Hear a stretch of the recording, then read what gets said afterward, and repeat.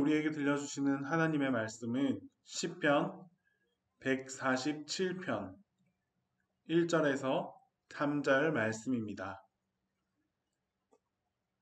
할렐루야, 우리 하나님을 찬양하는 일이 선하며 찬송하는 일이 아름답고 마땅하도다. 여호와께서 예루살렘을 세우시며 이스라엘의 흩어진 자들을 모으시며 상심한 자들을 고치시며 그들의 상처를 싸매시는도다.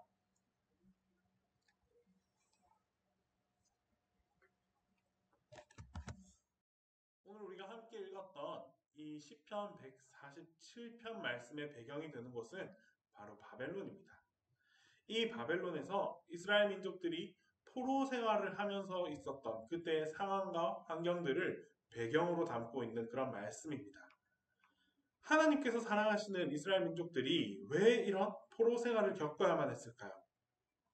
그 배경에는 철저하게 하나님의 말씀에 불순종했다라는 명료한 답이 있었습니다.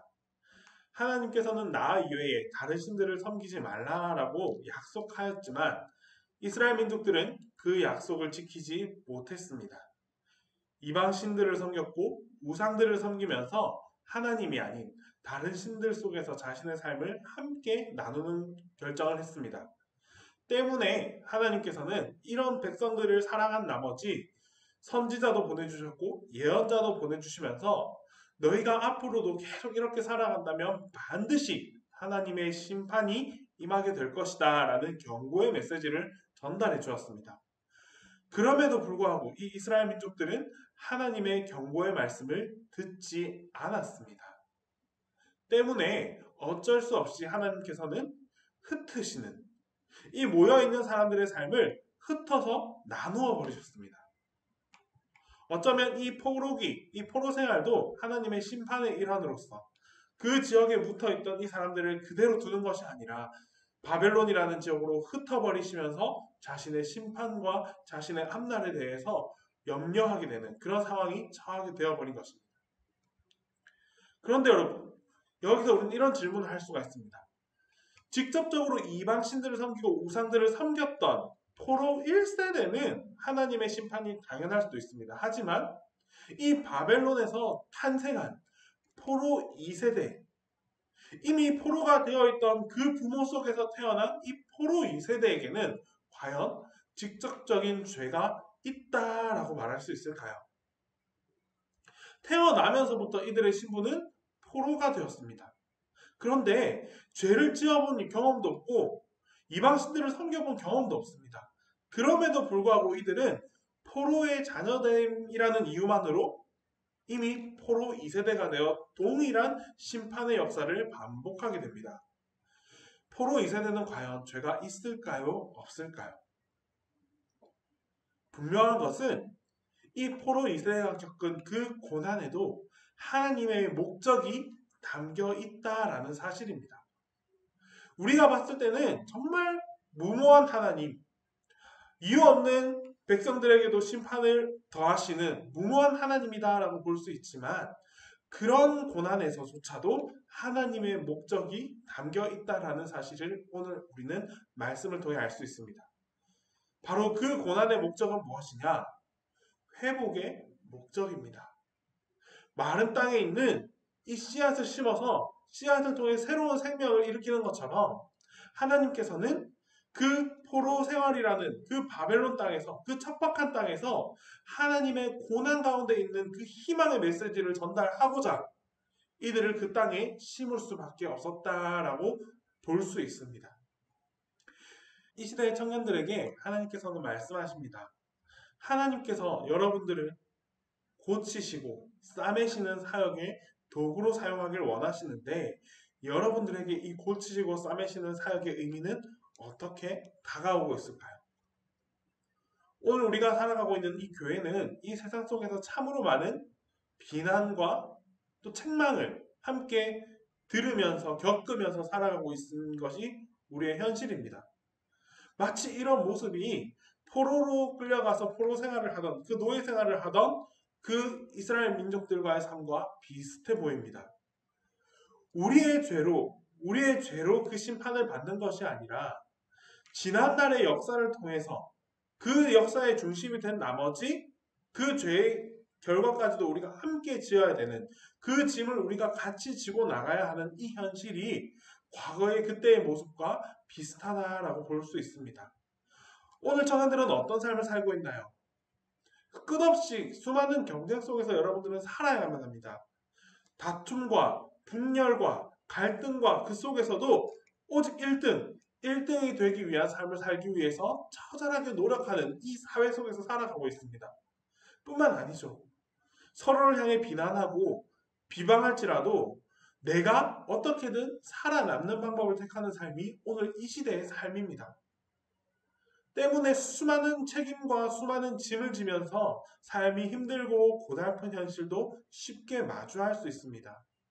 이 모든 과정들이 나로 인해서 그렇게 되었다기보다는 이미 그렇게 만들어져 온 이 사회 속에서 여러분들이 살아가야만 하기 때문에 어쩔 수 없이 우리가 당면해야 할 현실이라고 말할 수 있습니다. 이 모든 것들이 여러분들에 의해서 여러분들의 잘못으로 인해서 지게 된 나의 책임이다라고 말하면 차라리 이해하기가 쉬운데 사실 이 현실은 그렇지 않습니다. 내가 이룬 것, 내가 말한 것, 내가 본 것, 내가 겪은 것 나로 인해서 지는 것이 아니라 과거에 쌓여왔던 반복되어 오고 흘러져 왔던 이 삶의 역사 속에서 여러분들이 그 자리에 있기 때문에 어쩔 수 없이 우리가 마주해야 될 현실이라는 사실입니다. 그렇다면 청년들이 이런 현실 속에서 이런 사회 속에서 과연 어떤 역할을 해야 하는 것이 하나님께서 원하시는 모습인지 잘 살펴볼 필요가 있습니다. 하나님께서는 이렇게 말씀하십니다. 청년들은 오늘의 여러분들은 이 사회의 이 시대의 문제의 대상이 아니라 무엇? 해결의 도구다라는 사실입니다. 이런 사회 속에서 살아가는 여러분들이 이 사회에 그런 책임이 있는 문제의 대상이 아니라 이런 사회를 회복시키고 치유할 수 있는 해결의 도구로서 여러분들을 불러주셨다라는 말씀입니다. 상심한 자들을 고치시며 그들의 상처를 싸매시는 분이 우리의 하나님이십니다. 하나님께서는 바로 이런 역할을 오늘의 크리스찬 청년들이 이런 역할을 감당해 주기를 원하시는 것입니다. 이 사회 속에서 살아가는 여러분들, 굳이 여러분들을 이 땅 가운데 살게 하시면서 여러분들을 맡긴 것은 심판이 아니라 무엇이다? 회복의 사명자, 고침의 사명자로 여러분들을 삼기 위해서라는 사실을 반드시 기억하시길 바랍니다. 오늘 본문 2절 말씀에 여호와께서 예루살렘을 세우시며 이스라엘의 흩어진 자들을 모으시며 라고 말씀하셨습니다. 우리의 역할은 갈등으로 나누어지고 분쟁으로 흩어진 사람들을 다시 모으는 역할을 해야 합니다. 그냥 나 혼자서 살아가야지, 나 혼자만 잘 돼야지가 아니라 이웃을 돌아볼 수 있어야 되고 가까운 사람 혹은 멀리 떨어진 사람들을 그 갈등으로 멀어진 사람들을 다시금 모아서 하나의 울타리, 하나의 공동체로 연결할 수 있어야 합니다. 그 역할이 바로 청년들의 역할입니다. 그렇게 모아진 자들은 어떻게? 상심한 자들을 고치시며 모임 가운데 아픈 사람들이 있고요. 모임 가운데 힘든 상황이 있고 모임 가운데에서 어떤 육적인 아픔이나 고통 속에서 하루하루를 힘겹게 살아가는 자들이 있습니다. 그들을 향해서 여러분들이 고침의 역사를, 고침의 사명을 감당할 수 있어야 합니다. 죄 없이 흩어진 사람들, 힘든 사람들, 어려운 사람들, 수많은 과정들이 있겠지만 그들을 모으고 그들을 고치시는 역할, 그들을 향해서 고칠 수 있는 역할, 그 사명을 우리가 감당해야 합니다. 그리고 마지막으로 그들의 상처를 어떻게 싸매줄 수 있어야 합니다. 그냥 육신으로 고치는 것으로 한정되는 것이 아니라 그들의 마음과 그들의 영혼까지도 여러분들이 붙들어 줄 수 있어야 되고 그들을 안아주면서 그들을 위로할 수도 있어야 합니다. 그것이 오늘 이 시대를 살아가는 청년들에게 주어진 회복의 도구로서의 삶을 살아가는 것입니다. 우리는 아무리 심각한 갈등과 아무리 큰 분쟁 속에 살아간다 할지라도 그 역할에 내가 새로운 갈등이 되고 새로운 분쟁이 되기보다는 그 아픔과 상처를 싸매고 회복시킬 수 있는 그런 역할을 감당할 수 있는 청년들이 될 수 있기를 바랍니다. 여러분들의 회복이 도구고 여러분들이 바로 하나님께서 이 땅에 보내신 그 회복자의 사명을 감당하며 살아갈 수 있는 청년들이 되시길 바랍니다. 헨리 나우엔이라는 사람의 그런 책이 있습니다. 상처 입은 치유자. 이 상처 입은 치유자라는 무슨 말이냐? 치유를 가장 잘할 수 있는 사람은 같은 상처를 입은 사람이다라는 말입니다. 즉 다시 말해서 내가 상처를 입어보았기 때문에 그 상처에 대한 가장 많은 이해를 하고 있다는 겁니다. 상처에 대한 이해가 가장 많기 때문에 그런 동일한 상처를 입은 사람을 가장 정확하게 치유할 수 있다라는 말이죠. 여러분들도 마찬가지입니다. 이 시대에 살아가는 우리 청년들은 대부분이 동일한 상처와 동일한 아픔을 겪으면서 살아간다고 말할 수 있습니다. 때문에 우리는 서로가 서로에게 가장 좋은 상처 입은 치유자가 될 수 있습니다. 청년들을 위로할 수 있는 사람은 청년이고 청년의 아픔을 공감할 수 있는 사람은 바로 여러분들입니다. 때문에 여러분들이 이제 나만 아프고 나만 이겨내 이런 게 아니라 나의 아픔을 통해서 상대방을 바라볼 수 있고 나의 아픔을 통해서 너의 아픔을 이해할 수 있고 나의 아픔을 통해서 우리 모두의 아픔을 치유하고 회복할 수 있는 역할을 여러분들 스스로가 감당해 나갈 수 있기를 바랍니다. 같이 걸어갑시다, 여러분. 나 혼자가 아닙니다. 이제 우리는 함께 걸어가야 하고 같이 걸어가야 합니다.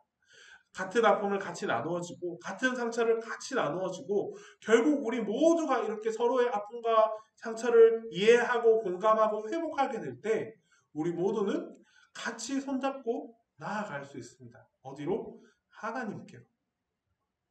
하나님께서 우리를 기다리고 계십니다. 여러분들을 이 땅에 보내시고 이 상처 많은 땅에 여러분들을 이 땅에 보내시고 여러분들을 통해서 치유의 도구로 회복의 도구로 여러분들을 사용하길 원하셨습니다. 그 역할을 온전히 감당해서 나 혼자만 하나님께로 가는 것이 아니라 나와 함께 나와 손잡은 누군가와 함께 하나님께로 더 나아갈 수 있기를 바랍니다. 그때 하나님께서는 도구로서 하나님의 회복의 도구로서 사용한 여러분들에게 큰 은혜와 큰 상급으로 그리고 큰 사랑과 위로로 여러분들을 감싸주시고 안아주실 겁니다. 우리의 마음의 상처 이제 함께 나누길 원합니다. 우리 마음의 아픔, 내면의 아픔, 또 외적인 아픔, 외적인 상처 모두 다 이제 서로가 서로에게 함께 나눌 수 있기를 바랍니다. 그렇게 서로가 서로를 치유해주고 위로해주고 안아주고 보듬어줄 때 이 탁탁한 이 세상 속에서 여러분들의 한 줄기의 새싹이 되고 희망의 새싹이 되어서 정말 이 온 얼어버린 이 땅을 녹여버릴 수 있는 그 사랑의 시발점이 될 수 있기를 바랍니다. 우리의 작은 실천과 우리의 작은 노력으로 우리의 작은 그 사랑의 마음으로 이 모든 세상을 회복시키고 하나님의 사랑으로 이 모든 세상을 덮을 수 있는 그런 놀라운 날들을 우리가 함께 기대하면서 함께 나아갈 수 있었으면 좋겠습니다.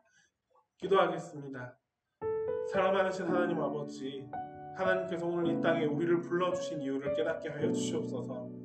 하나님, 우리를 심판하기 위해 척박한 땅에 보내신 것이 아니라 우리를 통하여서 이 땅을 녹이시고 고치시고 싸매시기 위해서 이 땅에 불렀다는 사실을 기억하게 하여 주시옵소서.